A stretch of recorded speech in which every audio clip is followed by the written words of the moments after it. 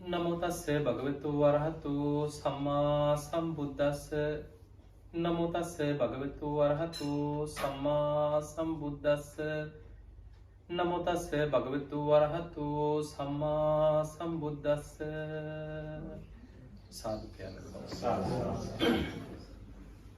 අති ගෞරවනීය පූජනීය ගෝල්ඩ් කෝස්ට් බෞද්ධ විහාරස්ථානයෙහි පූජනීය නායක මාහිමිපාණන් වහන්සේ අවසරයි අතිපූජනීය පඤ්ඤාසිරි ස්වාමීන් වහන්සේගෙන් අවසරයි ඒ වගේ මේ විහාරස්ථානයට මේ උතුම් පින්බිමට බණ අහන්න එකතු වෙච්ච ඔබ හැම දෙනා වගේම Zoom තාක්ෂණය ඔස්සේ මේ ධර්මයේ ශ්‍රවණය කරන මේ ප්‍රදේශවල ඉන්න හැම දෙනාටමත් ඒ වගේම ධර්ම ශ්‍රවණයත් එක්ක අන්තර්ජාලය ඔස්සේ සම්බන්ධ වෙන හැම දෙනාටමත් මේ ධර්ම ශ්‍රවණය ධර්මාවබෝධයේ පිණිසම නිවන් දොරටුවක් බවට පත් වේවා කියලා අපි මුලින්ම ආශිර්වාද කරනවා. ඒ වගේම විශේෂයෙන් මේ ධර්ම දේශනාව පිළිබඳව වෙසක් පෝය තව දින කීපයකින් යෙදෙන නිසා අපි බුදුරජාණන් වහන්සේ ගැන සද්ධාව ඇති වෙන කරුණු බොහෝ වෙලාවට කතා කරනවා.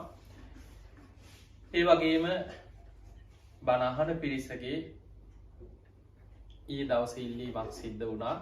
භාවනාවට අදාළව මම හිතන්නේ භාවනාව ගැන කාරණා කීපයක් අද දවසේ කතා කරන්න කියලා.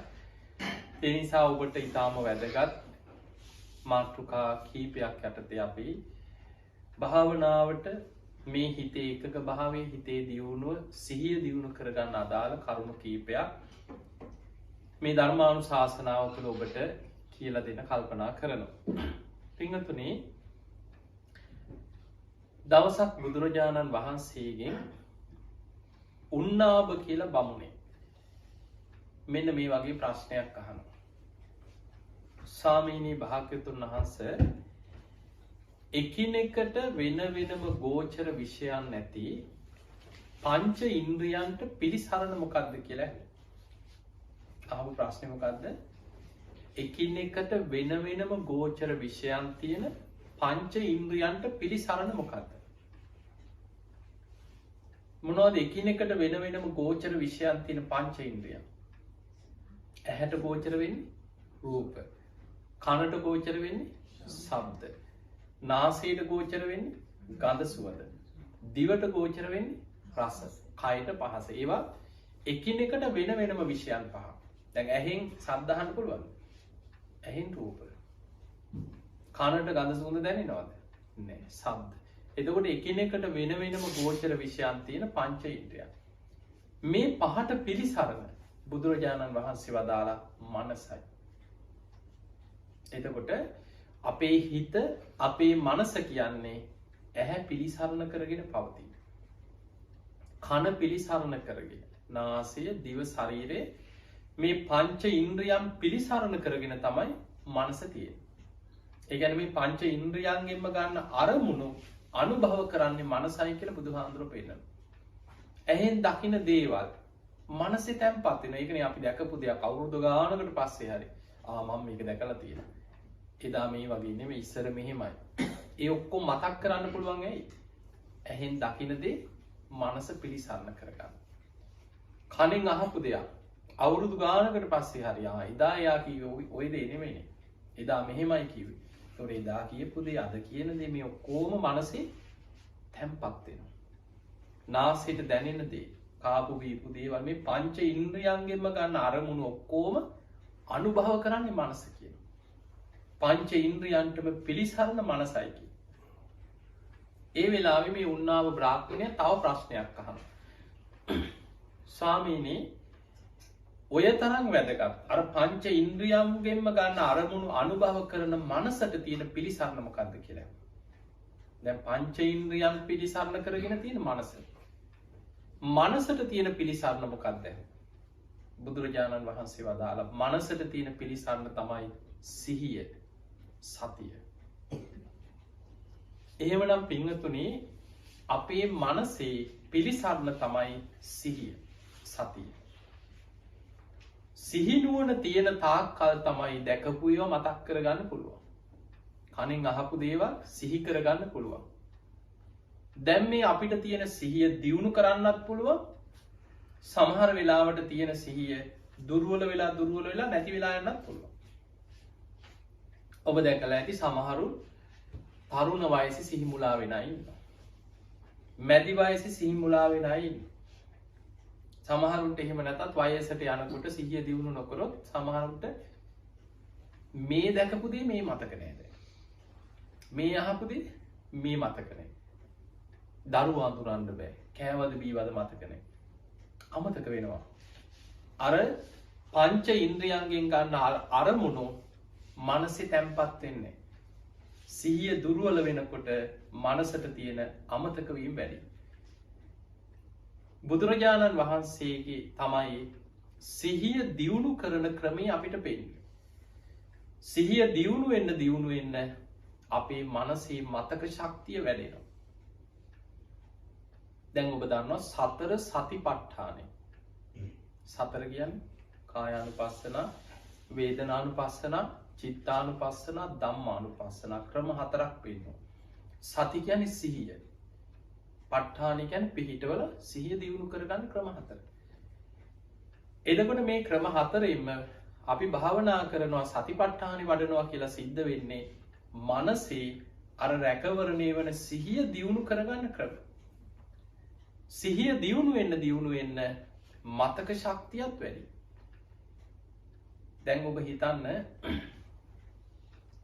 84000ක ධර්මස්කන්ධය මේ පොත්පත්වල ලියාගෙන එහෙම ආව නෙමෙයි. පස්සේ මේවා ලියන්න පටන් ගත්තේ මේ බොහෝ කාලයකට පස්සේ. බුදුරජාණන් වහන්සේ ඉගැන්වුවේ සුතා හොඳට අහගෙන ඉන්න. දතා අහන දේ ධාරණය කරගන්න. වචසා පරිචිතා නිතර වචනේ පුරුදු කරන්න. මනසානුපෙක්ඛිතා නිතර නුවණින් විමසන්න, ධාරණය කරගන්න. කටපාඩම් කරගෙන ආවේ. ධර්ම සංගායනාවල පළවෙනි දෙවනි තුන්වෙනි ඔක්කොම මේ ත්‍රිපිටකයේ 84000ක ධර්මස්කන්ධේ කටපාඩමින් දරාගෙන ආවේ. සිහිය දියුණු වෙනකොට මතක ශක්තිය වැඩි. පින්වතුනි දැන් අපිට සිහිය තියෙනවා. තාම සිහිය තියෙනවා. සිහිය දුර්වල වෙන්නත් පුළුවන් ඕන වෙලාවක. හැබැයි ඔබ මම දැන් අපි මේ අපේ සිහියට තාම අපි සිහිය සතිපට්ඨානෙ වඩලා දියුණු කරගෙන නැත්නම් තාම කොයි වෙලේ සිහි මුලා වේද කියලා කියන්න බෑ. කොච්චර උගත් වුණත් මහාචාර්යවරු ඉඳලා තියෙනවා සිහි මුලා වෙලා අසූචි කරලා ඇඟේ ගාගෙන කෑ ගහලා දෙවනක් කරලා සත්තු වගේ මැරෙන අය. අන්තිම කාලේ කියන දේ මතක නෑ, දරුවෝ අඳුන ගන්න බෑ, ඇඟේ ඇඳුමක් නෑ. දැකලා නැද්ද සමහර අය? එතකොට සිහි කල්පනා දුර්වල වෙනවා. අපිට තාම මේ කියන සිහි මට්ටම තාම තියෙනවා කියන්නේ තාම අපිට ඒ සිහිය සතර සතිපට්ඨාන තුලින් දියුණු කරන්න පුළුවන්. සිහිය අපේ සිහි මුලා වෙන්නේ නැහැ කියන ස්ථාවර රැකවරණයකට එන්නේ ඉන්ද්‍රියක් හැටියට බලවත් වෙනවා. ඔබ දන්නවා මේ බුද්ධ ශාසනය බුදුහාමුදුරුවෝ ගන්නනවා සිහිය භාවනා වශයෙන් වඩනකොට ඉන්ද්‍රිය ධර්මයක් හැටියට අපි තුල පිහිටනවා. ඒකට කියනවා සති ඉන්ද්‍රිය. ඊළඟට භාවනා වශයෙන් වඩනකොට බල ධර්මයක් වෙනවා. සති බල. සිහිය අපි තුලම බලයක් වෙනවා.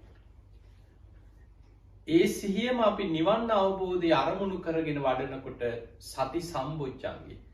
ඒ සිහිය ධර්මාවබෝධ අංගයක්, බොජ්ජංග ධර්මයක් වෙනවා. ආර්ය අෂ්ටාංගික මාර්ගයේ මාර්ගාංගයක් හැටියට ධර්මාවබෝධයට සිහිය අපිට උපකාර කරනවා. සම්මා සති. එතකොට බුදුරජාණන් වහන්සේ නිවන් අවබෝධයට අවශ්‍ය සත්‍තිස් බෝධිපාක්ෂික ධර්ම පෙන්නද්දී හැම තැනම සතර සතිපට්ඨාන කියව සම්පූර්ණ සිහියම දියුණු කරන ක්‍රම. පංච ඉන්ද්‍රිය ධර්ම ගත්තා සති ඉන්ද්‍රිය. පංච බල ධර්ම ගත්තා සති බල. සප්ත බොජ්ජංග ගැන කතා කරා සති සම්බොජ්ජංගේ පටන් ගන්න එතන. ආර්ය අෂ්ටාංගික මාර්ගය ගැන කතා කරා සම්මා සතිය. එතකොට මේ ධර්මාවබෝධයට හිත වඩන්න තියෙන්නේ සිහිය දියුණු කිරීමෙන්මයි. ඒ නිසා පින්වතුනි භාවනා කරනවා කියලා කියන්නේ අපේ සිහිය දියුණු කරනවා. මනසේ රැකවරණේ බලවත් වෙනවා. දැන් අපිට කය දියුණු කරන්න පුළුවන්ද? ටිකක් යන්තම් කොහොම හරි මේ ආහාර පාලනය කරගෙන කනබුන කෑම රටාව වෙනස් කරගෙන අපි සම්පූර්ණ ඕගනික් විතරක්ම ගත්ත කළේ උද්ද විටමින් වර්ග අපි වස විස නැති කෘමිනාශක නැති අපි හොඳ ආහාර අරගෙන මේ මොනවා කරගෙන හරියට එක්සයිස් කරගෙන මොන විදිහට හිටියත් උපරිම අවුරුදු 100 අද ආයුෂ පිරිහිලා මේ කයි ඊට එහා පවත්ව ගන්න බෑ. හැබැයි හිත දියුණු කරගත් හිත දියුණු කරන්න පුළුවන් ඉහළට කය වයසට යනවා ලෙඩ වෙනවා ජරාවට පත් වෙනවා කුණු වෙලා යනවා. හැබැයි කොච්චර කය දුර්වල වුණත් එක තැන මල මුත්‍ර කරගෙන ඉන්න පුළුවන්. නැකිට ගන්න බැරුව එක තැන කුණු වෙලා ඉන්න පුළුවන්. හැබැයි හිත වඩපු කෙනා හොඳ සිහියෙන් හිත රැකගෙන උද්දට සිහිය රැකගෙන ඉන්න පුළුවන්. ඒ නිසා පින්වතුනි සිහිය දියුණු කිරීම තමයි සතර සතිපට්ඨානෙ පෙන්නන්නේ. දැන් සතර සතිපට්ඨාන ගැන අපි චුට්ටක් කතා කරමු. බුදුරජාණන් වහන්සේ මේ සතිපට්ඨානෙ පෙන්නුවේ ඒකායනෝ අයම් භික්ඛවේ මග්ගෝ මහණෙනි එකම මාර්ගයක් තියෙනවා. සත්තානම් විසුද්ධියා මේ කෙලෙස් වලින් අපිරිසිදු වෙලා ඉන්න සත්වයන්ගේ හිත කෙලෙසුන්ගෙන් පිරිසිදු වෙනවා. ශෝක පරිද්දවාන සමතික්කමයි කායික මානසික දුක් දුම්නස් වලින් ශෝක වැළපීම් වලින් නිදහස් වෙනවා. දුක්ඛ දෝමනසානං අත්ංගමයි දුක් දුම්නස් වලින් නිදහස් වෙලා යනවා. නිබ්බානස සච්චි කිරියයි නිවන සාක්ෂාත් වෙනවා. ඒ තමයි යදිදං චත්තාරෝ සතිපට්ඨාන. මේ සතර සතිපට්ඨානේ මතක තියාගන්න සතිපට්ඨාන කියන්නේ අවිදහිත දේශනයක්. අවිදහිත දේශනයක් කියන්නේ හැම බුදු කෙනෙක්ම අත් නොහැර දේශනා කරන දේශනාව. හැම බුද්ධ ශාසනයකම හැම බුදු කෙනෙක්ම සතිපට්ඨාන දේශනාව කරනවා. සිහිය දියුණු කරගන්න තියෙන එකම මග සතර සතිපට්ඨානෙ වැඩිම. දැන් අපි ප්‍රධාන වශයෙන් නිකන් සරලව අපි තේරුම් ගමු. කායානුපස්සන මේ කය මුල් කරගෙන සතර මහා ධාතුන්ගෙන් හටගත් මේ රූපය ශරීරය මුල් කරගෙන සිහිය දියුණු කරන්න පුළුවන් භාවනා ක්‍රම ගොඩක් තියෙනවා. ආනාපාන සතිය, ඉරියාපත, සම්පජන්ණය, ධාතු මනසිකාරය, පිළිකුල් භාවනාව, නව සීවතිකි. ඔය භාවනාව කොහොම තියෙන්නේ? කය මුල් කර මේ සතර මහා ධාතුන්ගෙන් හටගත් රූපයේ ස්වභාවය විමසමින් එක්ක ධාතු වශයෙන් පිළිකුල් වශයෙන් කායික ඉරියව් පැවැත්ම ඔස්සේ ඉරියව් වෙනස් වීම මේ කය මුල් කරගෙන හිත දියුණු කරගන්න භාවනා ක්‍රම ටිකක් තියෙනවා. ඒ භාවනාවල ඉලක්කය තමයි සිහිය වැඩෙන්නේ. සිහිය දියුණු වෙනවා. ඊළඟට වේදනානුපස්සනාව. අපේ ඇස, කන, නාසය, දිවකය, මනස ආයතන හයේම ස්පර්ශයෙන් විඳීම ඇති වෙනවා. ස්පර්ශ වෙනස් වෙනකොට විඳීම වෙනස් වෙනවා. මෙන්න මේ වේදනාවේ හිත පිහිටෝලා සතිපට්ඨාන භාවනාවක් තියෙනවා. ඒකට කියනවා වේදනානුපස්සනාව. මේ වැදින වැදගත්කම් අපි වෙන වෙනම කතා කරමු වඩනකොට. ඊළඟ එක තමයි අපේ හිත දිහාම සිහියෙන් බලනවා. හිතට එන හැම අරමුණක්ම හොඳ සිහියෙන් දකිමින් හිතට එන රාග සිතුවිල්ලක් වෙන්න පුළුවන්, ද්වේෂ සිතුවිල්ලක්, හිත විසිරෙනවද, හැකිලිලාද, හිතේ ස්වභාවයේ අරමුණෙන් අරමුණ හොඳට සිහිය පිහිටවාගෙන හිත දිහා සිහියෙන් බලමින් සිහිය දියුණු කරනවා. ඒකට කියනවා චිත්තානුපස්සනාව. ඊළඟට ධම්මානුපස්සනාව. විදර්ශනා පැත්තට උපකාර වෙන විදිහට පංච නීවරණ විදර්ශනා කරනවා. නීවරණ යටපත් කරනවා. පංච උපාදානස්කන්ධය අවබෝධ කරගත යුතුයි. ආයතන හය, සප්ත බොජ්ජංග, චතුරාර්ය සත්‍ය. ඒකට ওই කොටස් ටික තමයි ධම්මානුපස්සනාවේ තියෙන්නේ. ඒ ඔක්කොම තියෙන්නේ නුවණින් විමසලා අවබෝධ කරගත යුතු අවබෝධයට අදාළ කොටස් ටික. එතකොට මේ මුළු සතර සතිපට්ඨානෙම හරියට ඉගෙන ගත්තා නම් ඒත් ඇති. සම්පූර්ණ මුළු නිවන් මගම මේකේ තියෙනවා. මේ දේශනා බුදුරජාණන් වහන්සේ දේශනා කරලා දැන් අපි බොහෝ වෙලාවට අපි හිතනවානේ ඕ ඇයිතින් ප්‍රතිඵල කවදා ලැබෙයි. ඕක පුළුවන් දොහොම කරොත් බුදුරජාණන් වහන්සේ දින ඇතුව ප්‍රතිඵල සහතික කරපු දේශනාව තමයි සතිපට්ඨාන. සතර සතිපට්ඨාන දේශනාවේ බුදුහාමුදුරුවෝ පෙන්වනවා මහණෙනි යමේ ආතාපි සම්පජානෝ සතිමා කෙලෙස් තවන වීරියෙන් සම්පජාන කියන්නේ හොඳ නුවණකින් ඊටමත් සිහියෙන් සතර සතිපට්ඨාන හිත පිහිටවාගෙන මේ භාවනා වඩනවා නම් එයාට මාර්ගඵල ලබන්න දවස් 7කුත් ඇති කියනවා. දින 7ක් ඇති කියනවා. එහෙම නැත්නම් එයාට මාසේ සති 2 මාසේ මාස 3 ඔහොම වැඩි කරලා පෙන්න උපරිම අවුරුදු 7ක් යයි කියනවා. හරියට සතර සතිපට්ඨානේ වඩනවා නම් අවුරුදු 7කුත් දින 7ක් කියන ওই කාලය ඇතුළත ප්‍රතිඵල ලබන්න පුළුවන් කියලා. එහෙමනම් අපිට ඒක ඒ විදිහට වඩා ගන්න බැරි එකයි මෙතන ප්‍රශ්නේ. ධර්මීය ප්‍රශ්නයක් නෙමෙයි. මාර්ගේ පැහැදිලිව පෙන්නනවා. ඒ භාවනා කළ යුතු ක්‍රමයේ පෙන්නනවා. හිත දියුණු කරන්න මෙන්න මේ විදිහට කියලා ක්‍රමයේ පෙන්නලා තියෙනවා. දැන් නිකන් අපි සරලවම මම මේ තේරෙන පැති වලින් ගොඩක් කතා කරන්නේ.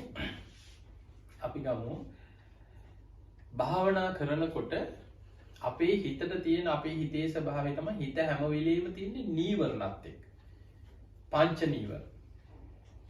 අපිට භාවනාවක් වඩන්න මේකට තියෙන ප්‍රධානම බාධාවල් ටික තමයි පංච නීවරණ. බුදුහාඳුරු පෙන්නන්නේ අකුසල් ගොඩක් හැටියට. අකුසල රාශි කියලා සූත්‍රයක බුදුහාඳුරු පෙන්නනවා මහණෙනි පංච නීවරණ කියන්නේ තනිකරම අකුසල් ගොඩක්. ඒ නීවරණ වලින් හිතේ දියුණුව වහගෙන ඉන්නේ. හිතේ එකඟතාවය ඇති වෙන්න තියෙන හිත වඩා ගන්න තියෙන අවස්ථාව වැහිලා තියෙන පංච නීවරණ වල. අචක්කු කරන ධම්මැස නැති කරලා දාලා තියෙනවා. අඥාන කරන යා මෝඩයෙක් බවට පත් කරලා දාලා තියෙන පංච නීවරණ නිසා. පඤ්ඤායි දුබ්බලී කරන යාගේ ප්‍රඥාව දුබල කරලා තියෙනවා. හිත වඩන්න තියෙන මේ සියලු අපේ හිතක් දියුණු කරන්න තියෙන අවස්ථාවල් වැහිලා තියෙන්නේ පංච නීවරණ වලින්. පංච නීවරණ කියන්නේ අපේ හිත හැම වෙලාවෙම අර මේ ඇහෙන් දැකපු කනෙන් අහපු අර කියන පංච ඉන්ද්‍රියන් ඔස්සේම ගත්ත ප්‍රියමනාප අරමුණු ඔස්සේ හිත දුවනවා. ඒවා ඔස්සේ ඇහෙන් දැකපු දේවල් අපි සිහි කර කර ඒවා ඔස්සේ ප්‍රපංච ගොඩනගන ජීවත් වෙනවා. දැන් නිකන් ඔබ හිතන්නකො මේ බණහන අතරතුර ඇත්තටම අපි මේක නේද කරන්නේ කියලා. බුදුහාමුදුරුවෝ පෙන්නනවා අපි යම් රූපයක් දැක්කාම ඒ රූපෙම මතක තියාගන්න උත්සාහ කරනවා. අපි කැමති දෙයක් නම් නිමිත්තක් ගාහි එක්කෝ ඒ නිමිත්තේ කොටසක් නානු ව්‍යාංජනක් ගාහි එක්කෝ ඒකේ කොටසක් හරි මතක තියාගෙන ඒක සිහි කර කර කෙලෙස් උපද්දවනවා.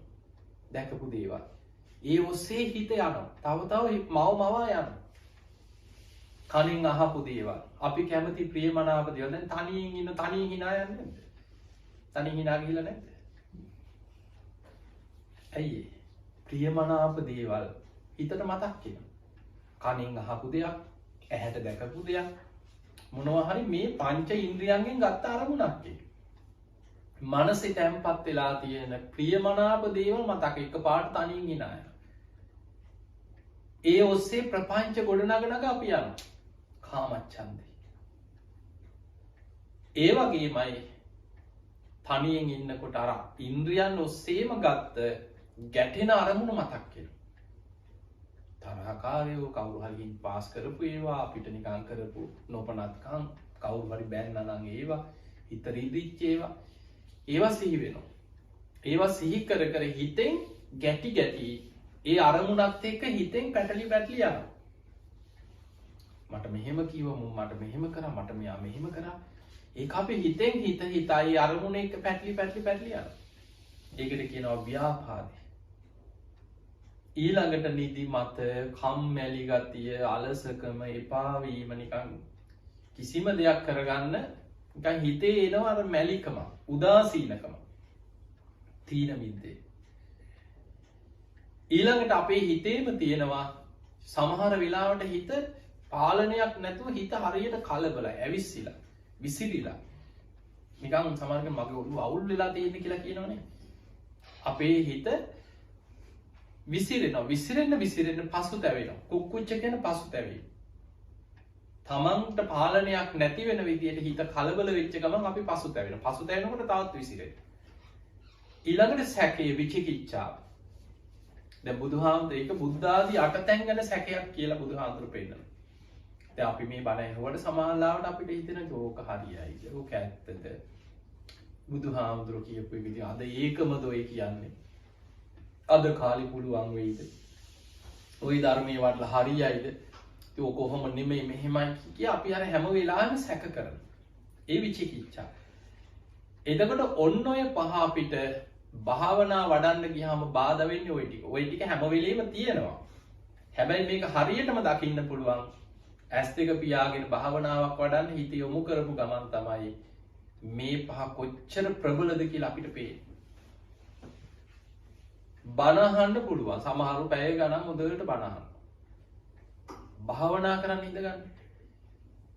භාවනාවට වාඩි වෙලා භාවනා අරමුණක් එක්ක හුස්ම රැල්ල වේවා ආනාපාන සති හරි මොකක් හරි භාවනා අරමුණකට හිත ගන්න උත්සාහ කරන්න. අන්න එතකොට පේනවා මේ හිත කුළු හරකෙක් වගේ.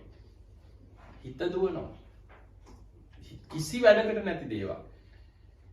සමහරවිට තමන් පසුතැවෙනවා. මොනවද මේ මතක් ඉන්නේ මේ මහ වද දෙන දේවල්. මම මේ භාවනා කරන්න ආවේ. හැබැයි තමන්ට පාලනය කරගන්න බෑ. හිත දුවනවා. එතකොට මෙන්න මේ පංච නීවරණ ටික යටපත් කර ගැනීම තමයි පළවෙනිම සටන භාවනා පටන් ගන්න තැන. ඒක තමයි සමත භාවනාවේදී කරන්න පළවෙනියටම ওই සතිපට්ඨාන වේවා මොන භාවනාවකින් වේවා අපි භාවනා කරනකොට පළවෙනියටම අපිට තියෙන හිතත් එක්ක සටන තමයි හිතේ තියෙන ප්‍රභාස්වර ගතිය දියුණුව මතු කරගන්න තියෙන මේ වැහිලා තියෙන අකුසල් ටිකෙන් හිත මුදව ගන්නවා. ඒකට තමයි සමති වඩන්නේ. අපි උත්සාහ කරනවා හුස්ම රැල්ල ගැන වේවා, මෛත්‍රී අරමුණක් ගැන වේවා, කය ගැන වේවා, ධාතු මනසිකාරය මොකක් හරි කුසල අරමුණක් මුල් කරගෙන හිත අර පංච නීවරණ වලට යන්න ඉඩ නොදී කුසල අරමුණේ රඳවන්න. ඒක තමයි භාවනාව කියන්නේ. අපි මෛත්‍රී භාවනාව ගැන හිතන්න. අපි වෙන අරමුණු වලට හිත යන්න දෙන්නේ නැතුව මෛත්‍රී අරමුණේම හිත පුරුදු කරනවා. ඒ පුරුදු කරගෙන ගියත් අර පහ ඇවිල්ලා වද දෙනවා. මෛත්‍රී භාවනාව කරනකොට එකපාරට ගෙදර මතක් වෙනවා. මෛත්‍රී කර කර යනකොට තරහකාරය මතක් වෙනවා. හිත දුවන්නේ වෙන පැත්තකට. සමහරවිට ඒවා එක එක ස්වරූපෙන් එනවා. දැන් නීවරණ බලවත් වෙන හැටි මම නිකන් ඔබට කියන අපි හිතමු ඔන්න සමහරවිට ඔන්න අපි හිතනවා අනේ මට භාවනා කරගන්න ගෙදර නිදහස් භාවනා කරගන්න තියෙනවනම් හොඳ නිමාඩුවක් තියෙනවනම් දවස් දෙක තුනක් හොඳට ගෙදර භාවනා කරගන්න පුළුවන් කියලා හිතනවා. දැන් අපි හිතමු අපිට නිමාඩුවකුත් ආවා. නිදහසේ එදා දැන් සැලසුම් කරලා භාවනා කරන්නම හිතා. දැන් බාහිර බාධා නැහැ මොකවත් නැහැ. දැන් හිත හදාගෙන කලින් දවසේ ඉඳන් සැලසුම් කරා දැන් ආයෙ හෙට නම් මම භාවනා කරනවා. මම හොඳට භාවනා කරනවා කියලා දැන් හිත හදාගත්තා. දැන් අපි හිතමු අපි බුදුන් වැඳලා ආසනීයකුත් හදාගත්තා. දැන් භාවනා කරන්න ගිහිල්ලා භාවනාවට වාඩි වෙලා දැන් ඔන්න හුස්ම රැල්ල දැන් අර බාහිර බාධා පේන්නේ නැහැ. දැන් හිතෙනවා අද නම් පුළුවන් අද නම් මට කිසිම කරදරයක් නැහැ. කිසිම ප්‍රශ්නයක්වත් නැහැ. අද භාවනා කරන්න පුළුවන් දවස කියලා හිතාගෙනම සතුටෙන්ම වාඩි වෙනවා. ටික වෙලාවක් භාවනා කරගෙන දැන් හුස්ම රැල්ල ගැන හිත යොමු කරනකොට දොර වැහුවද දන්නේ නැහැ. ඊට පස්සේ නැගිටලා ගිහිල්ලා පොඩ්ඩක් බලනවා අගුල දොර ආනේ වහලානේ. ආයි ඇවිල්ලා ආයි වාඩි වෙනවා. ආයි වාඩිලා භාවනා කරන රෙදි ටික වැලේ. ආයි නැගිටලා යනවා ගිහිල්ලා රෙදි ටික අරන් නමලා තියලා ඇවිල්ලා ආයි ඉඳ ගන්නවා. ඊට පස්සේ ආයි භාවනා කරනවා නිකන් ඇහෙනවා කෝල් එකක් එනවා රින් යනවා වගේ ඇහෙනවා. ෆෝන් එක මම ඕෆ් කරා. ආයි නැගිටලා ගිහිල්ලා බලනවා ඕෆ් කරලා. ඊට පස්සේ දැන් නම් ආයි නැගිටින්නේ නැහැ. ඊයටවත් නැගිටින්නේ නැහැ. දැන් භාවනා කරනවා කියලා ආයි ඉඳ ගන්න. ටික වෙලා භාවනා කරගෙන යනකොට টয়ලට් යන්න ඕනේ. ඇත්තටම උවමනාවක් නැහැ. නීවරණ වංචනික ධර්ම හැටියට මතුවෙනවා. ඒවට කියන වංචනික ධර්ම. භාවනාවෙන් හිතට එන අරමුණ අඳුන ගන්න දක්ෂ වුන් නැත්නම් තමන් හිතට එන අරමුණේ රූකඩයක්. හිතට අරමුණක් කියනවා නැගිටපන් ගිහින් දොර බලලා වරින්. නැගිටපන් ගිහිල්ලා රෙදි ටික නමලා වරින්. හිතට අරමුණ වෙනවා. එනේන අරමුණත් එක්ක නැගිට්ටා ගියා. නැගිටිනවා යනවා. ඉතින් ටික වෙලාවක් ගිහිල්ලා අද හරියන්නේ නැහැ. හෙට භාවනා කරනවා. අද නොවේ හෙටයි. බාලගිරි දෝෂේ වගේ එකක් තියෙනවා අපිට. අද නොවේ හෙට. අද බෑ හෙට. ගොඩාක් දෙනෙක් භාවනා කරන්න ගියාම ඔය වගේ පංච නීවරණ සමහරලාට නීවරණ විදිහට නෙමෙයි එන්නේ. හැබැයි මතක තියාගන්න අපිට භාවනාවට බාධා කරන අපේ හිත එකඟ කරගන්න බාධා කරන හැම සිතුවිල්ලක්ම නීවරණයක් හැටියට දකින්න. ඒ නිසා භාවනා කරන එක ලේසි නෑ. භාවනා කරන්න ගියාමයි හිතේ ස්වභාවය තේරෙන්නේ. මේ හිත මෙච්චරම අපිට පාලනය කරගන්න බැරි තරම් මේ විදිහේ හිතක්ද මම පරිහරණය කරන්න කියලා හිතේ ස්වභාවය ගැන කලකිරෙන්නේ හිතේ ස්වභාවය Tamanට දකින්න පුළුවන් ප්‍රායෝගිකව භාවනාවට උත්සාහ කරන කෙනාට. ඒ නිසා බොහෝ දෙනෙක් භාවනාව පටන් අරගෙන ටික දවසක් කරලා වැඩි හරියන්නේ නැහැ. එක්ක මට පින මදි. මම බණ අහනවා, මම භාවනා කරන්නේ, මම බණ අහනවා. එක්ක මම පින්කම් කරනවා. ඒ පැත්තට හැරෙනවා භාවනාව නවත්තනවා. කරගන්න බෑ. ඒ නිසා උත්සාහ කරන්න, වීර්ය වඩන්න. සමහර වෙලාවට හිතෙන්න පුළුවන් පින මදි කියලා. දැන් හිතන්න බුදුහාමුදුරන් කාලේ ඔබ අහලා ඇති සෝන කියලා, සෝන මහරහතන් වහන්සේ ගැන. රාජ කුමාරයෙක් රජ පවුලක ඉපදුනේ මේ සෝන කියන තරුණයා. බොහෝ සැප සම්පත් තිබ්බ කෙනෙක්. පැවිදි වුණා. පුදුම ශ්‍රද්ධාවෙන් පැවිදි වුණා. බුදුරජාණන් වහන්සේගෙන් ටික දවසක් ඉඳලා ඇවිල්ලා කිව්වා ස්වාමීනි මට කමටහන් දෙන්න. මං කැමති හුදකලාවේ තනියම කැලේකට ගිහිලා වීර්ය වඩන්න. කොහොම හරි වීර්ය වඩලා ධර්මය අවබෝධ කරගන්න. බුදුරජාණන් වහන්සේගෙන් උපදේශ අරගෙන කමටහන් අරගෙන වැඩි භාවනා ගැන අහගෙන කැලේට ගියා. උන්වහන්සේ පුදුම වීර්ය අධික කෙනෙක්. දැන් කැලේට ගිහිල්ලා භාවනාව පටන් ගත්තා. භාවනා කරනවා අවසානයේ ටික දවසක් භාවනා කළා වීර්ය වැඩි. මම නිදාගන්නේ නැහැ කියලා දැඩි අදිෂ්ඨානයකට ආවා. ඒකට ධර්මයේ කියන ජාගරියානුയോഗය. නිින්ද ගියත් නිදාගන්න ඉරියව්වෙන් ඉන්නේ නැහැ. අදිෂ්ඨාන. ඉරියව් තුනයි පරිහරණය කරන්න. හිටගෙන ඉන්නවා, සක්මන් කරනවා, වාඩි වෙලා භාවනා. නිින්ද ගියත් වාඩි වෙලා මිසක් මේ කය නම් නිදාගන්න ඉරියව්වට යොමු කරන්නේ නැහැ කියන අදිෂ්ඨානේ ඉරියව් තුනකින් වාසය කරන. උන්වහන්සේ භාවනා කරා සතියක්, මාසයක්, අවුරුද්දක්, අවුරුදු කීපයක් ගියා සමාධි මාත්‍රයක්වත් නැහැ. පුදුම වීර්යයක්. අවසානයේ කොච්චර වීර්යයක්ද කියන්නේ සක්මන් කරනවා ඉලි වෙනකම්. සක්මන් කරද්දී යටිපතුල මැදිලා යටිපතුල පිපුරුවා. අඩිය තියෙනකොට දැන් ලේ. සක්මන් කරනකොට මුළු සක්මනේම ලේ.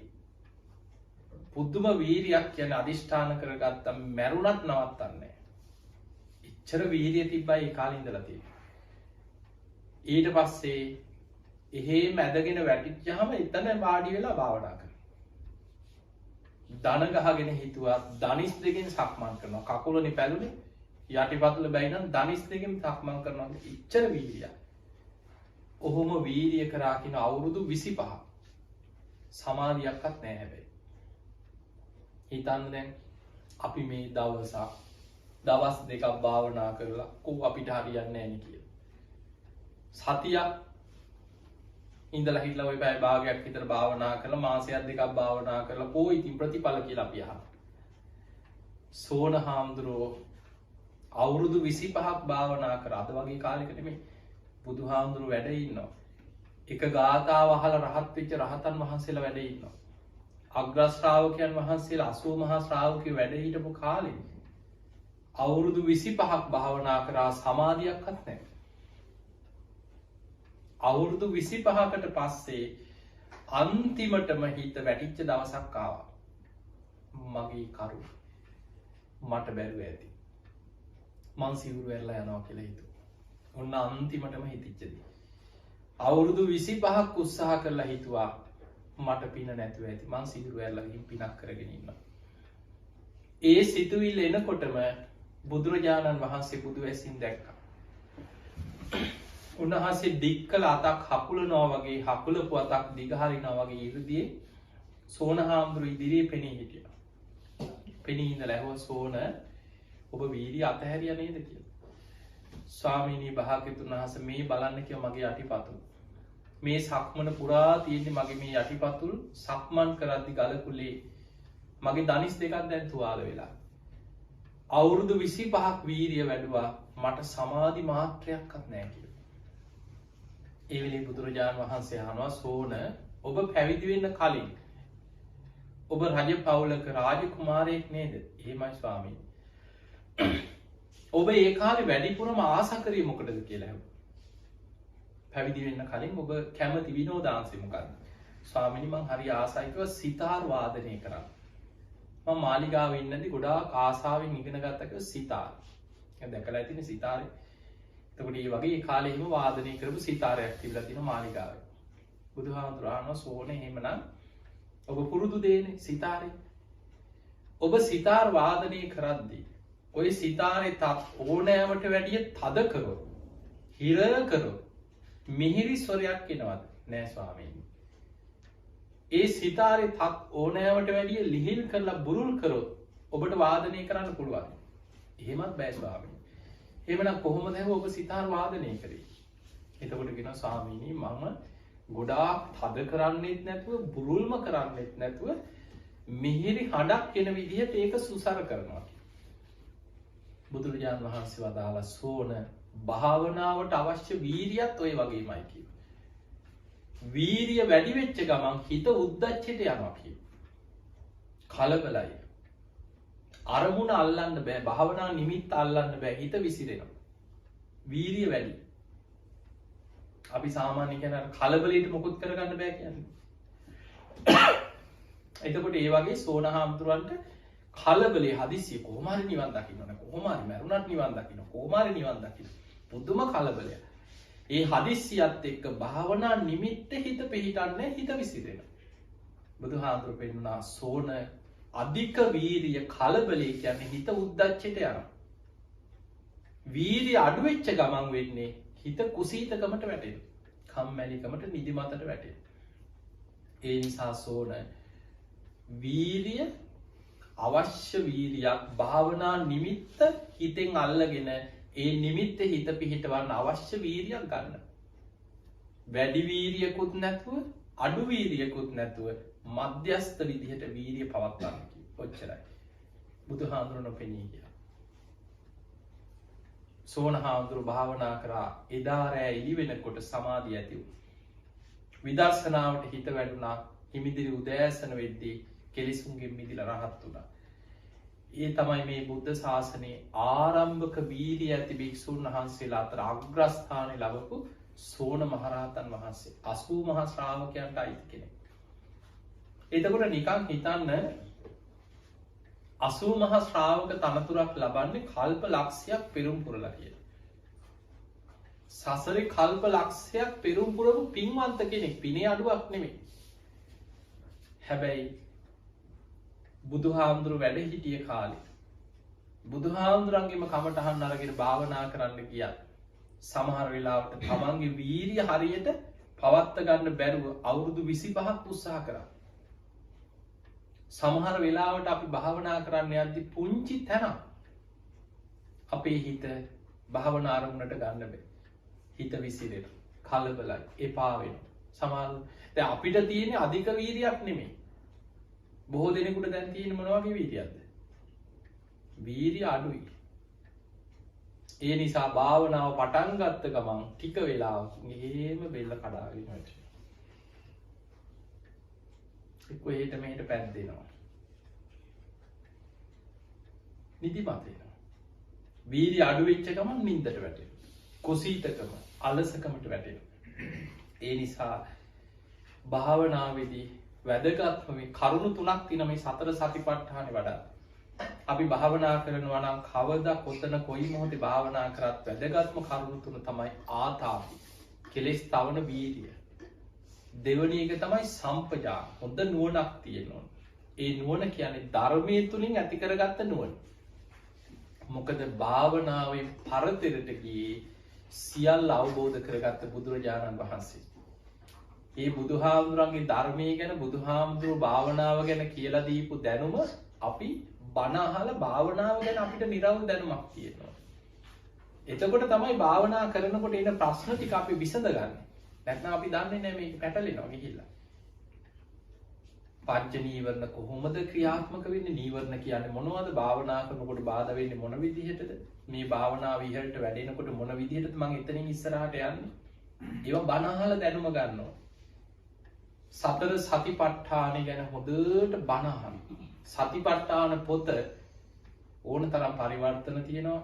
විස්තර කරපු සරල විස්තර කරපු පොත්පත් තියෙනවා. මේ පොත් ජීවිතේ හැම වෙලාවෙම දවස ගානේ 100 සැරයක් හරි කියවන්න. අපි ඔය සූත්‍ර දේශනා, ත්‍රිපිටක දේශනා, සමහර දේශනා 100 සැරයකට වඩා කියවලා ඇති සමහර දේශනා. දන්නවා. හැබැයි ආයි කියවනවා. ඒ කියවනකොට ඉදා දැනගත්තට වඩා තවත් තේරෙනවා. ඊළඟට ඒ දේශනාව ඔස්සේ විමසනවා. ඒ ඔස්සේ බණ කියනකොට තවත් තේරෙනවා. තවත් විස්තර කරනවා. තව කරුණු ගලප එකතු කර බණ කියනවා. ඊට පස්සේ භාවනා වශයෙන් මේ දේශනාව අරගෙන විමස බලනවා. එහෙම භාවනා වශයෙන් දේශනාව අරගෙන විමස බලනකොට තවත් ගැඹුරින් තේරෙනවා. ඒ නිසා පින්නතුනි අපි මේ ධර්මය අල්ලනකොට විශේෂයෙන් මතක තියාගන්න මේක හිත දියුණු කරගෙන භාවනාව වඩාගෙන මේ තමා තුළින් දියුණු කරගත යුතු දෙයක් මේක උගන්වන්න. හැබැයි අපි පින් කරගන්න ඕනේ පැති ටිකක් තියෙනවා. බුදුහාමුදුරුවෝ මේ ශාසනය පෙන්වුවේ මේ බුද්ධ ශාසනය කියන්නේ මහා අරටුවක් තියෙන ගහක් වගේ කියලා හිතන්න. මේක තියෙන මහා සාරෝපම සූත්‍රය. එතකොට මහා අරටුවක් තියෙන විශාල ගහක් හිතෙන් හිතාගන්න. ඔය ගහේ වටිනාම දේ මොකද්ද? අරටුව. හැබැයි ගහේ පොත්ත, එළය, සිවිය, කොලාතු, දලු, ගෙඩි, මල් පොතු ඕන තරම් තියෙනවා. ඒවත් අර ගහට අයිති නැද්ද? තියෙනවා. ඒ වගේ සමහරු තමන්ගේ නැම පමණින් ඒ අය මේ ගහෙන් කොළ ටිකක් කඩාගෙන යනවා. ඒ ශාසනීයම දේවල්. ඒ අය ඇවිල්ලා බුදුන් ඇඳලා සාදු කියලා පිරිත් ටිකක් කියලා එතනින් ඒ අය පිනක් විතරක් රැස් කරගන්න. තව කෙනෙක් දානයක් දෙනවා. දන් දෙන එක තමයි යාගේ ජීවිතේ දන් දෙන එක. අනිත් අයව දානෙට යොමු කරනවා, යා දන් දෙනවා. හැබැයි එතනින් එහාට යන්නේ නැහැ. තව කෙනෙක් පින්කම් සංවිධානය කරනවා. ඒවට උදව් කරනවා. තව නැති බැරි අයට පිහිට වෙනවා. සමාජ සේවා වැඩ කරනවා. ඒවත් පින්කම්. එයා එතනින්. තව කෙනෙක් ඉන්නවා බණ අහනවා. හැබැයි සීල් රැක ගන්න බෑ. හිතනවා කොහොම හරි මං කොහොම හරි හදා ගන්නවා කියලා හිතා ඉතින් එයා එතන බණ ඇසීමත් පිනක්. එයා ඒ ටික රැස් කරනවා. තව කෙනෙක් කොහොම හරි පන්සිල් රකින්න. ප්‍රායෝගිකව තමන්ගේ ජීවිතය තුළ දියුණු කරගන්න. එයා අර ගහේ තියෙන තව වටිනා දෙයක් ග්‍රහණය කරගන්න. එයා බණ අහන. තව කෙනෙක් ඔය අර ගහේ වටිනාකම් ඔක්කොම අඳුනගෙන වටිනාම දේ තමයි අරටුව. එයා අරටුව ප්‍රයෝජනෙට ගන්න. අන්න එයා තමයි භාවනා කරගෙන ධර්මාවබෝධි කරා යන කෙනා. ඒ නිසා බුද්ධ ශාසනයේ අරටුව හැටියට බුදුහාමුදුරුවෝ පෙන්වුවේ ධර්මාවබෝධි. ඒ නිසා අපි දන් දෙන්නේ, සීල් ගන්නේ, පින්කම් කරන්නේ, බුදුන් වඳින්නේ, ඔය ඔක්කොම කරන්නේ එකම අරමුණක් තුල. අපි ප්‍රාර්ථනා කරන්නේ මොකක්ද? මේ දාන ආදී පින්කම් වලින් මට නිවන් අවබෝධයම ලැබේවා. ඒකනේ අපේ අන්තිම ප්‍රාර්ථනාව. හැබැයි අපි ඒක ප්‍රාර්ථනා කර හිටියා කියලා ප්‍රාර්ථනාවෙන් ලැබෙනව නෙමෙයි, මතක තියාගන්න. අපි කරන පින්කම් වලින් පාර හදලා දෙනවා අපිට. කල්යාණ මිත්‍ර සේවනයේ, සත්පුරු ශාස්ත්‍රයේ, සද්ධර්ම ශ්‍රවණයේ පාර හැදෙනවා පිනේ.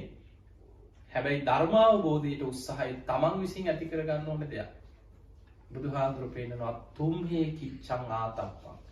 මහණෙනි ඔබමයි මේක කරන්න තියෙන්නේ. අක්ඛාතාරෝ තථාගතං. බුදුරජාණන් වහන්සේලා කරන්නේ පාර පෙන්නනවා මඟ පෙන්නනවා විතරයි. බුදුහාඳුරන්ට කෙනෙක්ව බලෙන් එක්කන් යන්න බෑ. අපිට පුළුවන් කියලා දෙන්න. බුදුහාමුදුරන්ගේ ධර්මය අපි අහලා කියලා දෙන්න පුළුවන්. හැබැයි ඒ අහන ධර්මයට අනුව ජීවත් වෙනවද නැද්ද? භාවනා කිරීම, ඒ ධර්මයේ දියුණු කිරීම, උත්සාහ කිරීම, ඒ සියල්ල තමන්ගේ දෙයක්. ඒ නිසා මේ ධර්මය අවබෝධ වෙන්න නම් කරුණු 4ක් බුදුහාමුදුරු පෙන්නනවා. බාහිරින් ලැබෙනවා කරුණු දෙකක්. කල්යාණ මිත්‍ර සේවනයයි සද්ධර්ම ශ්‍රවණයයි. අද ඒ දෙක උපරිමෙන් තියෙනවා.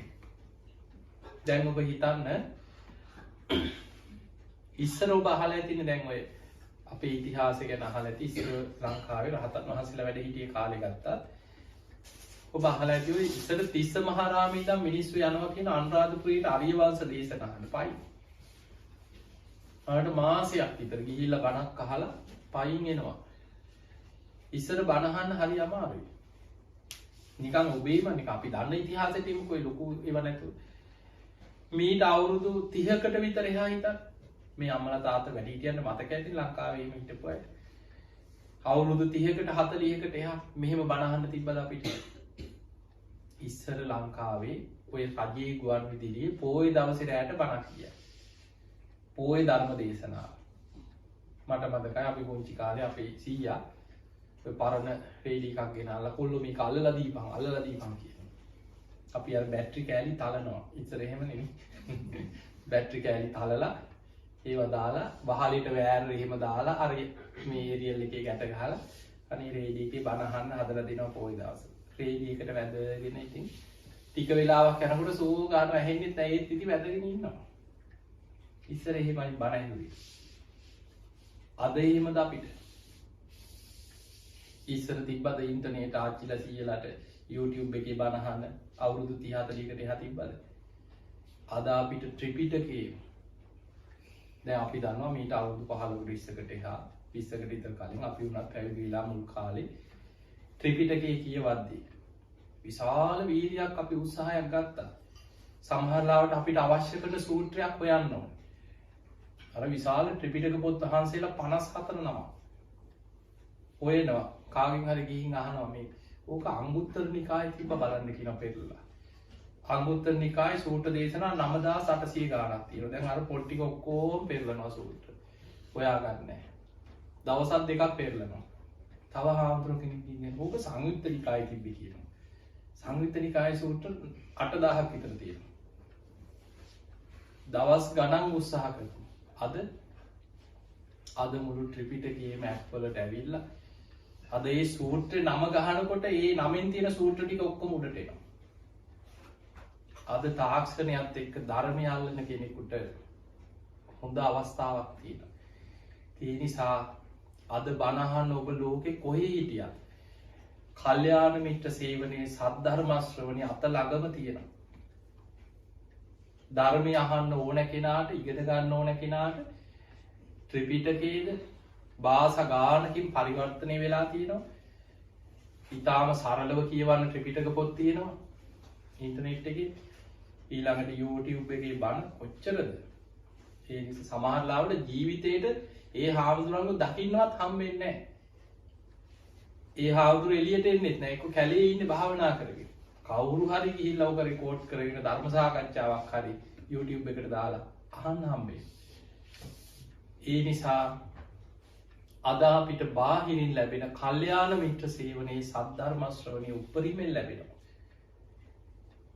අපි තුල ඇති කරගන්න ඕනේ කරුණු දෙකයි. ඒ තමයි අහන ධර්මය නුවණින් විමසමින් තමා තුලින් ගලපා බැලීම. ඒකට කියනවා යෝනිසෝ මනසිකාරය. ධම්මානුධම්ම ප්‍රතිපදා. ඒ ධර්මයට අනුකූලව ජීවත් වීම. ඔතන තමයි ප්‍රතිඵලය Tamanට එන තැන. දැන් අපි ප්‍රඥාව ගැන කතා කරනවානේ. විදර්ශනාව. නිකන් සරලව ඔබට කියන්නම් මෙහෙම. දැන් අපි කියලා දෙනවා බුදුහාඳුරන්ගේ දේශනාව. මේ ඇස අනිත්‍යයි, කන අනිත්‍යයි, නාසය අනිත්‍යයි, දිව අනිත්‍යයි, කය අනිත්‍යයි කියලා අපි කියලා දෙනවා. අන්න කල්යාණ මිත්‍රයෙක්ගෙන් සද්ධර්මය අහන්න ලැබුණා. බාහිරින් ලැබෙන අංග දෙක. කල්යාණ මිත්‍ර සේවනයයි සද්ධර්ම ශ්‍රවණයයි. බණ අහන්න ලැබුණා. යෝනිසෝ මනසිකාරය දෙනවා කියන්නේ දැන් තමා තුලින් බලනවා අහපු ධර්මය ඇත්තටම මගේ හැ අනිත්‍යද? අන්න තමන් තුළින් විමසනවා. ඒ විමස භාවනා වශයෙන් වඩනවා. තමන් තුළින් බලනවා. මේ හැලිද වෙනවා. වයසට යනවා. ජරාවට පත් වෙනවා. තුවාල හැදෙනවා. කුණු වෙලා යන ඇස. මැරුණට පස්සේ කුණු වෙලා පස් වෙලා යනවා. හිස් කබලේ ඇස් කුහරයක් විතරයි. ඒ හිස් කබලත් දිර දිරා ගිහින් පස් වෙලා යන්නේ. ආහාර සමුදය රූප සමුදය ආහාර නිරෝධ රූප නිරෝධ ආහාර ප්‍රත්‍යයෙන් හටගන්නවා ආහාර නිරුද්ධ වෙනකොට නිරුද්ධ වෙනවා. අපි අර අහපු ධර්ම කොටස් ඔස්සේ දැන් තමන්ගේ ඇහැ ගැන විමසනවා. එහෙම විමසනකොට අපි කලින් මේක අනිත්‍යයි කියලා අහපු දේ දැන් තමා තුළින්ම ප්‍රත්‍යක්ෂ වෙනවා. අන්න ඒකයි අවබෝධය කියන්නේ. බුදුරජාණන් වහන්සේගේ ධර්මය අහලා ඒ අහපු ධර්මයේ තමා තුළින් විමස බලනකොට ඒක ඇත්ත නේනම් කියලා තමන් තුළින් තමන්ට අත්දකින්න ලැබෙනවා. අන්න ඒක තමයි ප්‍රත්‍යක්ෂ ප්‍රඥාව. ඒක ලැබෙන්නේ යෝනිසෝ මනසිකාරයත් එක්ක. අහන ධර්මය තමා තුළින් විමසීමෙන්මයි. ඒක තමයි භාවනාව. ගැඹුරින් තමා තුළින් විමස බලන්න ඕනේ තමන්ගේ ජීවිතේ තුළ. ඒකට උපකාර වෙනවා ධම්මානුධම්ම ප්‍රතිපදාව. ධර්මයට අනුකූලව ජීවත් වීම උපකාර වෙනවා. ඔන්න ඔය කරුණු 4 සෝතාපට්ටි අංග හැටියට බුදුහාමුදුරුවෝ පෙන්නනවා. සෝවාන් වෙන උපකාර වෙන අංග 4. ඒ නිසා පින්වතුනි මේ ලැබිච්ච මනුස්ස ජීවිතය තුළ තමන් උත්සාහයක් කවුරුත් බේරන්නේ නැහැ. නතම් මාතා පිතා කෛරා. අම්මා තාත්තට ඔබව අපායෙන් බේරන්න බෑ. අඤ්ඤේ වාපිත ඥාතකා. නෑදෑයෙකුට ඥාතියෙකුට යාළුවෙකුට මේ අපේ කෙනා යාට එහෙම අපාය යන්න දෙන්න බෑ කියලා බේරන්න පුළුවන්. එහෙම කාටවත් බේරන්නත් බෑ. හැබැයි සම්මා පනීහිතං චිත්තං. තමන් උත්සාහයෙන් වීරියෙන් ධර්මයේ දියුණු කරලා ධර්මයේ හිත පිහිටලා තිබ්බොත් සේය සෝනත් හතව කරු ධර්මයෙන් යා ආරක්ෂා වෙලා බේරෙනවා. ඒක තමන්ම කරගත යුතු දෙයක්. ඒ නිසා අපිට කියලා දෙන්න පුළුවන් මේක කරගන්න තියෙන්නේ තමන්මයි. දැන් ඔබ හිතන්න බුදුරජාණන් වහන්සේගේ නෑයෝ කී දෙනෙක් අපායේ වැටුණාද? දැන් නිකන් ඔබ හිතන්නකො යසෝදරාවගේ පැත්තෙන් හිතන්න. තමන්ගේ ස්වාමියා වෙච්ච කෙනා ගිහි ජීවිතය අතහැරලා ගිහිල්ලා ලෝතුරා බුදු කෙනෙක් බවට පත් වුණා. තමන්ගේ කුසෙන් බිහි කරපු දරුවා ශික්ෂාකාමී භික්ෂූන් අතර අග්‍රස්ථාන ලැබුවා. රාහුල මහරහතන් වහන්සේ. හැබැයි තමන්ගේම තාත්තා පොළොව පලාගෙන අපායට වැටුණා. සුප්‍රබුද්ධ රජු. තමන්ගේ සහෝදරයා පොඩි කාලේ ඉඳන් අයියේ නම් ඊ මල්ලි කියාගෙන එකට සෙල්ලම් කර කර ඉන්නේ නැතිනේ මාලිගාවේ. අක්කයි මල්ලි. දේවදත්ත පොළොව පලාගෙන අපායේ. එතකොට එකම පවුලේ කීප දෙනෙක් නිවන් දකින්නකොට ඒ පවුලෙම කීප දෙනෙක් අපායේ. බුදුහාමුදුරන්ගේ නෑදෑයන්ට සාධාරණයි. කාටවත් අපි මේ බුදුහාමුදුරන්ගේ නෑයෝ කියලා බේරෙන්න පුළුවන් කමක් නැහැ. මේ තමන් රැස් කරගත්ත දේවල් අරගෙන යන ගමන. කර්මයේ දායාද කරගෙන කර්මයේ උප්පත්තිය කරගෙන කර්මයේම ඥාතියා කරගෙන කර්මානුරූපීව යන ගමන. අපිම රැස් කරපු දේ අපි අස්වැන්න නෙලන්නේ. කවුරුත් වපුරපු දේ අපි නෙලනවා නෙමෙයි. යම් කම්මං කරිස්සාමි කල්යාණං වා පාපකං වා තස්ස දායාද. තමන් යහපත් දෙයක් කරොත් යහපත් විපාක තමන් ලබනවා. තමන් කරන දේ අයහපත් නම් සසරේ ඒකේ විපාක තමන්ම නෙලාගෙන යන ගමන. ඒ නිසා ඔය ටික හොඳට හිතලා ප්‍රායෝගිකව ධර්මයේ දියුණු කරන්න උත්සාහයක් ගන්න. ඉතින් අපි දකිනවා අපි ගොඩාක් ධර්ම ප්‍රචාරයේ තුල ලංකාවේ අපි කොච්චර බණ කියලාද. ලෝකේ රටවල් 40 ගානක විතර මම වැඩම කරලා බණ කියලා තියෙනවා. නිතර දැන් ඉතින් මේ වහලා නිසා මේ කොවිඩ් කාලේ අපි කොහෙවත් යන්න විදියක් නැති වුණාට කාලෙකින් සාමාන්‍යයෙන් මාසෙකට එක මාසේ සමහර රටවල් 2-3 ධර්ම ප්‍රචාරයට යනවා. සමහරට එක බණ දෙකට එක වීකෙන්ඩ් එකට ගිහිල්ලා බණ දෙකක් කරලා ආපහු ලංකාවට එනවා. ආයි ඒ දවස් 5 වෙලා ඊළඟ වීකෙන්ඩ් එකේ ආයි ධර්ම ප්‍රචාරයට ආයි රටකට. එතකොට අපි මේ ලෝකේ පුරා ගිහිල්ලා මේ රටවල් වල අපේම ලාංකිකයෝ අපේ මිනිස්සු මේ රටවල් වල ධර්මයේ දියුණු කරන හැටි පරිසරයේ ඕගේ මට්ටම් අපි ගොඩාක් මිනිස්සු එක්ක කතා බහ කරලා අපිට තේරෙනවා. එක පැත්තකින් මේ ලෝකෙ පුරා ඉන්න මිනිස්සු බොහෝ දෙනෙක් අතරින් ඔබ ගොඩක් වාසනාවන්තයි. ඒ නිසා මේ රටේ ඉන්න ගොඩක් අය අපේ අනිත් බෞද්ධයන්ට වඩා යම් මට්ටමක් අඩියක් හරි චුට්ටක් ඉස්සරහින් ඉන්නවා. ඔබට මේ පරිසරයේ තියෙනවා. භාවනා පැත්තෙන් ගොඩක් උත්සාහ කරනවා මේ ප්‍රායෝගික ධර්මයක් අල්ලගන්න උත්සාහ කරනවා. ගොඩක් දෙනෙක් භාවනාවට ප්‍රායෝගිකව භාවනා කරන අය ගොඩක් ඉන්නවා. ඒ නිසා ඔබ ඒ අතින් ගොඩක් වාසනාවන්තයි. ඔබට නිකන් සාමාන්‍යයෙන් තේරෙනවා ඇති නිකන් ලංකාවට ගියාම හරි ඉන්න පරිසරය තුල පන්සිල් රකින්නවා කියන්නේ කොච්චර අමාරුද? හැබැයි මෙවැනි රටක බොහෝ වෙලාවට පන්සිල් ටික නිකම්ම රැකෙනවා. පරිසරයේම Tamanට සීල ගුණ දහම් රකින්න අවශ්‍ය වෙන විදිහට පරිසරයේ මේ උපකාරී තියෙනවා. ආයි වංචාවක් කරන්න, බොරුවක් කියන්න, නිකන් බේරිලා පැන ගන්න, කොහොම හරි යඟ බේරගෙන එතනින් බේරෙන්නේ එහෙම අවශ්‍යතාවයක් නැහැ. ඒ නිසා හොඳට සීල් රැකගෙන හොඳට බණ අහගෙන ගුණ ධර්මයක් පුරාගෙන බාහිර කරදර අඩුයි, මානසික නිදහස විවේකී ඔක්කොම තියෙනවා.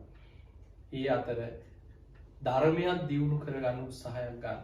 මේ ඔක්කොම ලැබෙන්නේ පෙර පිනකට. දැන් අද නිකන් බලන්නකො ලෝකෙ දිහා. ලංකාවේ ජීවත් වෙන මිනිස්සු කොච්චර බයකින්ද අද ජීවත් වෙන්නේ? විශාල බයක් තියෙනවා. ලෝකෙ පුරා අද ඇමරිකාවේ වේවා යුරෝපේ ලෝකෙ පුරා මිනිස්සු කොච්චරනම් බයකින්ද අද ජීවත් වෙන්නේ? ඒ අතින් මොකක් හරි පිනකට අද වෙනකොට මේ වසංගතයෙන් බේරිච්චම රටවල් දෙක මේ නවසීලන්තේ ඕස්ට්‍රේලියාවයි. ඒ අතර දැන් හිතන්න අපිට ලංකාවේ අපි 2019 වෙසක් ඔන්න පින්කම් සැලසුම් කරගෙන වෙසක් කාලේ වැඩසටහන් හොඳට සැලසුම් කරගෙන හිටියා. අප්‍රේල් 21 අර බෝම්බේ ගැහුවා. පාස්කු බෝම්බෙන් පස්සේ වෙසක් පොසොන් නැසල පින්කම් ඔක්කොම නැහැ. ඉස්කෝලේ ඉඳන් මූර කර කර බෝම්බ ගහයි කියලා බයට අපේ ආයතන වලට පොලිසිය දාලා හමුදාවල් දාලා ඉන මිනිස්සුන්ගේ බෑග් චෙක් කර කර පින්කම් නැති වුණා. 2020 මාස ගානක් රට ලොක්ඩවුන් ඇඳින් නීතිය වෙසක් පොසොන් නැසල පින්කම් ඒව නැහැ. 2021 මිනිස්සු බලාගෙන හිටියා එක දිගට අවුරුදු 3ක් වෙසක් පොසොන් නැසල දැන් මේ අවුරුද්දෙත් නැහැ. ඒ නිසා ඒ වගේ විශාල බයකින් මිනිස්සු ජීවත් වෙන අපිට ඔබට උනත් සාමාන්‍ය මේ බය තියෙනවා. ඔබේ නෑදෑයෝ ගැන සිහි වෙනකොට ලංකාවේ ඉන්න අය ගැන ගයි මෙතන සමහර ලාවට කවදා යන්න ලැබෙයිද? තව අවුරුද්දකින් දෙකකින් මේ වසංගතය ඇදුණු සමහර තව අවුරුදු 3කින් ලංකාවට යනකොට අපේ නෑයෝ අතරින් කී දෙනෙක් ජීවතුන් අතරින්දීද? හිතෙන්නේ නැද්ද? සමහරවිට අම්මා තාත්තා ඉන්නවනම් වයසයි. එක්ක මොනවා හරි නිදන්ගත ලෙඩ රෝග. දැන් මේ තියෙන අහන දේවල් එක්ක ඒ බය ඇති වෙනවා අපිටනේ. ඉතින් ඒ නිසා මරණය ගැන සිහි කරන්න. ඒක භාවනාවක්. මරණ සතිය. බුදුරජාණන් වහන්සේ පෙන්වුවේ මහණෙනි මරණ සතිය තරම් ධර්මාවබෝධයට උපකාර වෙන වෙනත් භාවනාවක් බුදු ඇසින්වත් දකින්නේ නැහැ කියලා. දැන් මම මැරුණොත් කොහේ යයිද කියලා හිතනකොට තමයි බයක් උපදින්නේ. එතකොට තමයි කොහොම හරි මං ධර්මයේ දියුණු කරගන්න ඕනේ. ඉක්මනට මැරෙන්න කලින් ධර්මයේ දියුණු කරගන්න ඕනේ. පිනක් කරගන්න ඕනේ, කුසලයක් කරගන්න ඕනේ. යන තැනට දෙයක් කරගන්න ඕනේ කියලා උත්සාහ ගන්න. ඒ නිසා ධර්මයේ දියුණු කරන්න ලොකු උත්සාහයක් ගන්න. ඔබට වඩා අපි ගොඩාක් මරණාසන්න අය ළඟ ඉඳලා තියෙනවා. අපි ඉස්සරහ අපි පිරිත් කියද්දි පණ ගිය අය ගොඩක් ඉන්නවා. හොඳට සාදු කියලා බණ අහගෙන සුගතියේ හිත පිහිටවාගෙන බණ මැරිච්ච අය ඉන්නවා. සමහර අය අපි පිළික් කියන්න එනකොටම කෑ ගහලා ඌ තියලා අන්න අරුවට යන්න කියාපාන් කියලා කෑ ගහපු අයත් ඉන්නවා. ඒමයි ඉන්න ආන්දරුතිය ඒ වගේ සමහරුන්ට පිළිත්තියා අන්තිම කාලෙ වූ තියෙනවා දෙවනක් කරනවා අකුසල් යක්කුත් මැරිච්චාය පේනවා නෑදෑව පේනවා මැරිච්ච තාත්තා ඉන්නවා කියන මැරිච්ච බාප්ප බෙල්ල මිරිකනවා කියනවා මැරිච්ච අම්මා ඉන්නවා කියනවා සෝනට අඬ ගහනවා කියනවා මනස විකෘති වෙලා අකුසල් බලවත් වෙලා ඒ නිසා මරණාසන්න මොහොතේ අපි මේ මොනවා කර මොන දේවල් දැනගෙන මොන දේවල් අපිට තිබුණත් මරණ මංචකයේ අසරණයි. මතක තියාගන්න බුදුහාමුදුරුවෝ පෙන්වුවා මේ ලෝකේ හැම කෙනෙක්ම රජෙක් වුණත් සිටුවරයෙක් වුණත් කෝටි ප්‍රකෝටිපතියෙක් වුණත් කවුරුත් අවස්ථා හතරකදී අන්ත අසරණ වෙනවා. ජරා, ව්‍යාධි, විපත් මරණ ලෙඩක් දුකක් හැදිලා එක තැන් වෙලා මල මුත්‍ර කරගෙන පැකට් එල්ලගෙන ඉන්න වුණොත් අසරණයිද නැද්ද? අන්ත අසරණයි. ඊළඟට වයසට ගිහිල්ලා නැගිට ගන්න බෑ මල මුත්‍ර කරගෙන අන්ත දුක් විඳින්න වුණොත් අසරණයිද නැද්ද? අන්ත අසරණයි. දැන් බලන්න ඊළඟට විපත් මේ වගේ විපත් ඉදිරි සුනාමි, භූමිකම්පා, නායාම්, වසංගත මිනිස්සු අන්ත අසරණයි. ඊළඟට මරණ මංචකේ අන්ත අසරණ වෙන තැන. ඒ මරණය ඉදිරි අසරණ නොවෙන්න නම් සිහිනුවන තියෙන කාලේ ජීවත් වෙලා ඉන්න කාලේ සැලසුම් කරගන්න. දැන් ඔබ මෙහෙට ආවේ සාමාන්‍ය මේ වගේ රටක ජීවත් වෙන ඔබ බොහෝ දෙනෙක් ගත්තොත් ලොකු ගත්තු යම් මොනවා හරි ජීවිතේ කුසලතා ඇති අය මොන පැත්තෙන් හරි ඉගෙනගෙන අරමුණට ගිය මොනවා හරි ඉලක්කයක් එක්ක උත්සාහයෙන් වීරියෙන් ගිහිල්ලා එහෙම දියුණු වෙලා යම් මට්ටමකට ආපු අය තමයි ගොඩක් ඉන්නේ. එතකොට එහෙම ආපු අයකින් ගත්තොත් ඔබ නිකන් හිතන්න ඔබට ඉලක්කයක් තිබ්බනේ. මම මෙතනට යනවා. මේ විදිහට ඉගෙන ගන්නවා. එක්කම උපාධියක් ගන්නවා. එතනින් එහාට මම PhD එකක් කරනවා. ඊට පස්සේ මගේ ඉලක්කය මම මෙතන. ඊළඟට දරුවන්ව මෙහෙම උගන්වනවා. මේ වගේ ඉස්කෝල වලට දානවා. මේ වගේ රටකට යනවා. ඒ අයගේ අනාගතය හදන ඉලක්කයක් තිබ්බනේ.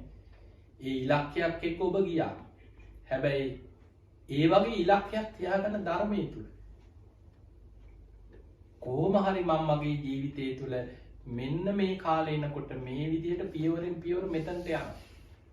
අඩුම ගානේ සෝවාන් වෙනවා. ඒ ඉලක්කයට ජීවිතේ සැලසුම් කරා. එහෙම සැලසුම් කරගෙන ඊට අදාළ වෙන විදිහට කොච්චර නිදි මරාගෙන පාඩම් කරලා ඇද්ද? විභාග පාස් වෙන්නනේ. රස්සාවලට කොච්චර උත්සාහ කළා නැද්ද? රැලි වෙනකම් පාඩම් කරපුවා විභාග ලඟ වෙනකොට ඒ වගේ අපිට බණ පොතක් කියවන්න භාවනා කරන්න හිතෙනවා. ඒ නිසා මේ හුස්ම ටික යනකොට සල්ලි, දීපල, උපාධි, ගොඩනගපු දේවල්, දරුවෝ, නෑයෝ සියල්ල අතහැරලා යන්නේ කොහෙද කියලාවත් නොදන්න පැත්තකට ඇදිලා යනවා. අපි රැස් කර කුසල කර්ම ටික පින විතරක් අරගෙන යන්නේ.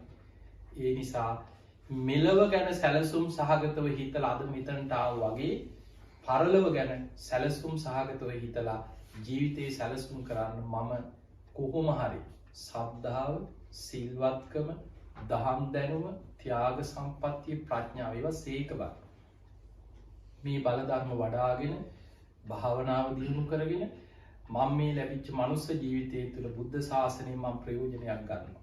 ධර්මය අවබෝධ කරගන්නවා. ඉතින් එහෙමනම් ඔබ හැම දිනාටම මේ ලැබිච්ච මනුස්ස ජීවිතය අවසන් වෙන්න පෙර සද්ධාදී ගුණ ධර්ම දියුණු කරගෙන උතුම් ධර්මීම අවබෝධ කරගන්න වාසනාව ලැබේවා කියලා අපි ආශිර්වාද කරනවා.